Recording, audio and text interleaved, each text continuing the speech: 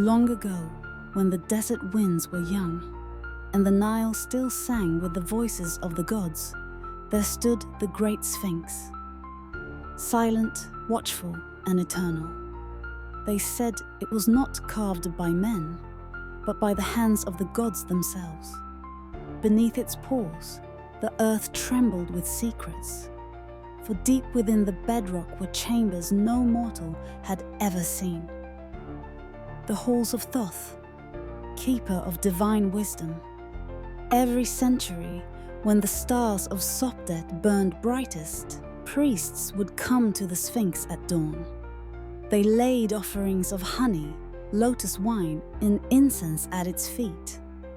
Then they whispered their questions into the desert air, believing the Sphinx would awaken.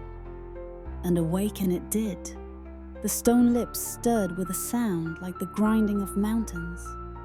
Its voice was not loud, but deep and endless, like the river's current. "What you seek lies beneath my heart," it rumbled. "But beware, the path is guarded by fire and shadow." A tale tells of one bold priest who entered the secret passage beneath the Sphinx.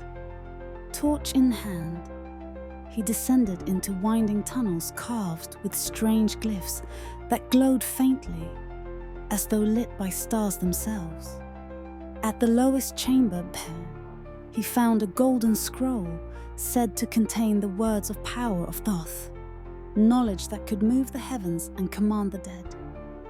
But as he reached for it, the chamber filled with a hiss. A vast serpent of fire uncoiled, its eyes like suns. The priest cried out, but the Sphinx voice echoed through the stone. "Wisdom belongs not to the greedy, but to the pure of heart." The scroll turned to dust, and the priest fled, his hair turned white from terror. From that day, no man dared seek the treasure again. Yet, in the desert nights, wanderers swore they heard whispers around the Sphinx, secrets carried on the wind, as if the stone guardian still spoke to those willing to listen.